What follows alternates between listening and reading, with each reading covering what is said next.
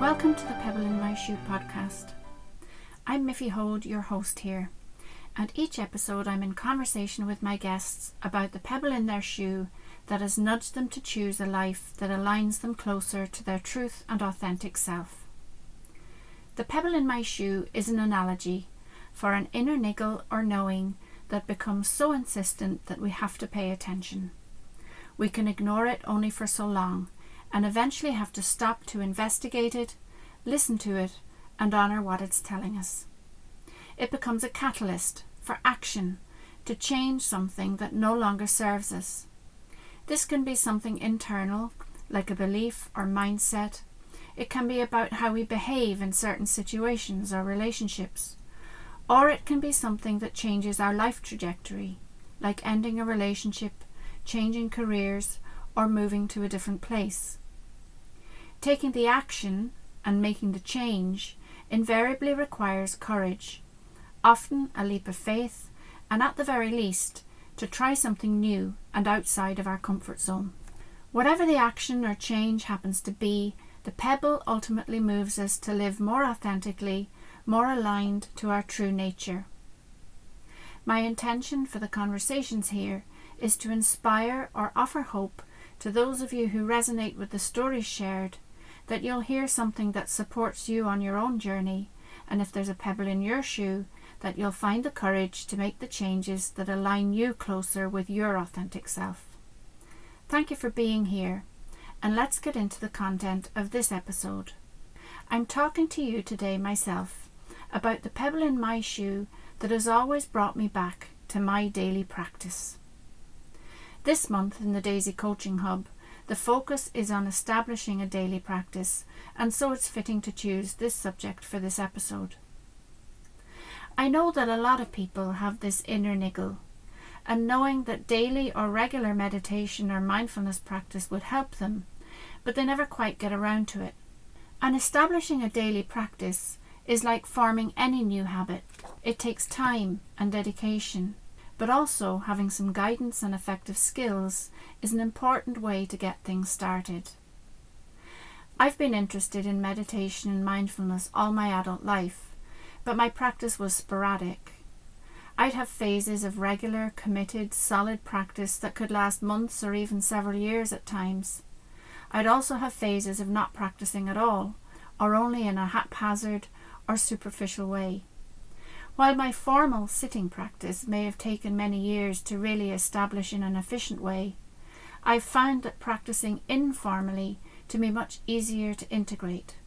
Mindfulness is so accessible in this way. You can be peeling the spuds and use it as a mindfulness practice, tuning into the sensory aspects of the activity. Otherwise, it's a mundane task that allows for the mind to engage in distractions such as worrisome thoughts. Breath awareness and embodiment practices are easy to use on the go. I have a formula. If I find myself waiting for anything, it's an opportunity to practice informally. Traffic lights, cues, and being put on hold are examples. Studying mindfulness also helped me shift from the judgment I placed on myself for being inconsistent with my practice to being kind and compassionate about my imperfections. And not just imperfections around my daily practice. Mindfulness has helped me laugh at myself, for example, or experience both my dark and my light. Mindfulness practices, both formal and informal, have supported me greatly through some particularly difficult times, navigating relationships and family dynamics, but mostly to navigate my own emotions and mindset. There are any amount of ways to meditate, techniques and processes you can follow.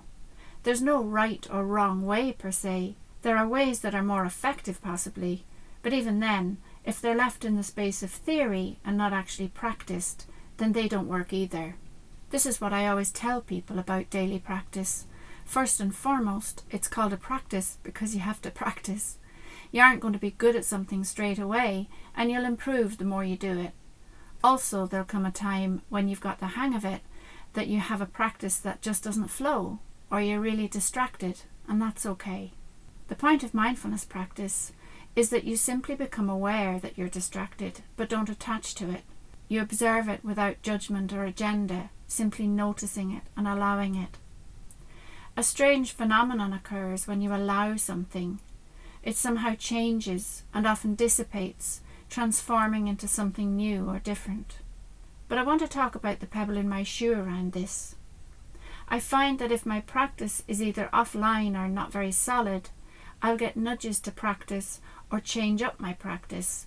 Those nudges come in the form of little mental reminders to factor in time to meditate. If I ignore them, I get more and more constricted in myself, physically, mentally, emotionally, and spiritually. My practice always affirms what I've learned about energy dynamics over the years. We are energy. The universe is energy. And when we neglect this fact, we suffer. Practices that ground and fortify our energy are vital. Maintaining the sovereignty of our energy field is a fundamental key to well-being. We pick up energy from other people, places, and things. If our energy field is in any way porous, it can cause all sorts of problems. These can manifest as flu-like symptoms, headaches, fatigue, emotions that we can't figure out the origin of, unwelcome thoughts or mental images, mood and sleep interference, and on the list can go. For years, I've been recording guided practices for other people, but I've more recently begun to record my own practices. They might not be as detailed as those I create for clients, but they are prompts that keep me on track. I can change them up, adding new parts, including different practices, etc. A typical practice for me begins with some breath awareness and a deep grounding practice that also includes elements that support my spiritual practice. I spend some time fortifying my energy field before resting my awareness in the space of my third eye. Resting your awareness on the space behind the bridge of your nose and then moving it backwards into the center of your head is a powerful practice, while also deeply relaxing. I dedicate time in my practice to connect with my guides in spirit, opening to their communications and sometimes requesting guidance. I sit with their guidance in the stillness of the meditation, and then afterwards I'll journal as well, using a type of automatic writing where I allow the words to form on the page one by one. It's a form of mindfulness practice in that you stay present to each word, not jumping ahead to form the whole sentence. It becomes easier with practice and always blows my mind what emerges. Anyway, back to the process of the sitting practice I do. I'm a firm believer in the power of setting intention. It absolutely informs how your day goes. The DAISY framework that I spoke about a couple of weeks ago here is the basis for this in my practice. I set my intentions by aligning my energy with what I'm choosing to dedicate my resources to today. The resources are my time, ideas, means, and energy. I then spend some time in appreciation and gratitude for everything in my life. Intuition is an underutilized resource, and I'll spend time feeling into what messages my higher wisdom has for me today. Sometimes I'll hear a very clear statement or word. Sometimes a whole download will form in my awareness. And sometimes there's nothing to speak of that arises, but I always like to check. My intentions then turn to how I'm showing up today and what I'm saying yes to. I often create affirmations from this inquiry. Sometimes I use the same affirmations for a period of time, and sometimes I'll create something specific for what's before me. The thing that I love about my practice is it's always evolving, and it has changed a lot since I first began several decades ago. My spiritual beliefs and practices have informed my daily practice as well as my personal growth. The power of journaling in a reflective and soul-informed way has not only grown my self-awareness, but also aligned me to my authentic self in ways I could never have imagined before. I'm a great advocate for taking time to still the body. If we can still the body, the mind and the spirit get the chance to catch up with us and come into land. The idea of coming home to ourselves is only possible when we create an environment that is welcoming to come home to. The stress and strain of modern life causes us to contract on every level of our being. The antidote is expansion, and that can only happen when we're in a relaxed state.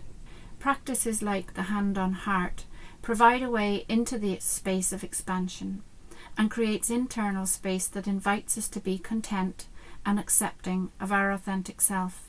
It's only looking back I can see just how hard I was on myself as a young woman and mother. As well as being hard on myself, I invested so much energy trying to be perfect, or more accurately, trying to disguise my imperfections. Somewhere in our development, a lot of us learn that we must appear flawless. We must appear to have everything figured out. We must know everything before we've had a chance to learn it. I'm so grateful that there's been a pebble rolling around my shoe over the years, reminding me to sit with myself. Without it, I honestly don't know where I'd be. I certainly wouldn't be recording a podcast about it. If this has struck a chord with you, do get in touch. I'd love to hear from you. And if there's a pebble in your shoe and you'd like to share it with the listeners, please get in touch too. And if you've enjoyed the podcast, please like, subscribe and share it. It'll help other people find it more easily too. As well as hosting this podcast, I run the Daisy Coaching Hub, where I offer one-to-one coaching for personal growth, mental health and well-being, group classes and events, and self-directed digital resources designed to support, nurture and energise you on your personal growth journey. You can follow me on Instagram at Daisy Coaching Hub and also Facebook and LinkedIn. You can visit my website www.daisycoaching.ie and you can email me on miffy@daisycoaching.ie if you'd like to get in touch. I look forward to bringing you the next episode of The Pebble in My Shoe. Bye for now.